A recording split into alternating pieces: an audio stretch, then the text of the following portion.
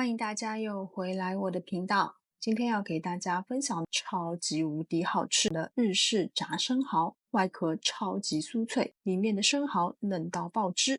我们先从处理最新鲜的食材开始。其实关于如何开生蚝，我之前有过一篇单独的视频详细介绍过。在生蚝一侧1/3的地方，对着同一个落点不停地敲击，直到敲出一个小洞，可以插入生蚝刀。然后你就会看到蚝壳有了明显的缝隙，插入蚝刀，小心地沿着蚝壳划一圈。当刀尖划断闭壳肌，上壳就可以被掀开。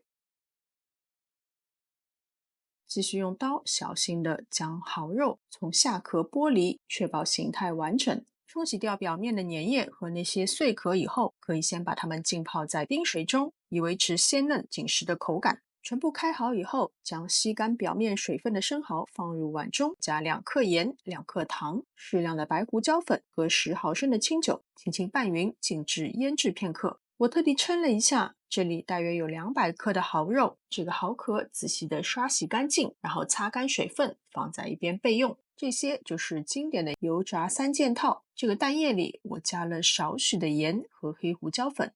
生蚝逐个先放入面粉碗，均匀裹粉，然后轻轻抖掉多余的面粉，再放入蛋液中，确保表面沾满蛋液。最后放入面包糠里，在表面均匀地裹满一层黄金甲。现在就可以把它们拿去炸了。油锅中插入筷子，周围立刻冒出细密的小气泡，就证明油温差不多了。逐个放入生蚝，用中大火炸大约2分钟左右，期间可以用筷子翻动，让它受热均匀，直到通体金黄就捞出，沥干多余的油。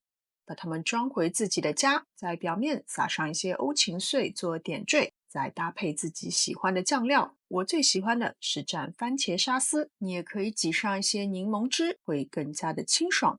听听这个声音，外壳极致的酥脆，里面是滚烫的、鲜甜的、嫩到爆汁的生蚝。我保证，这绝对会是你吃过最好吃的炸生蚝。好了，今天的视频就到这边，非常感谢大家的观看，我们下次再见。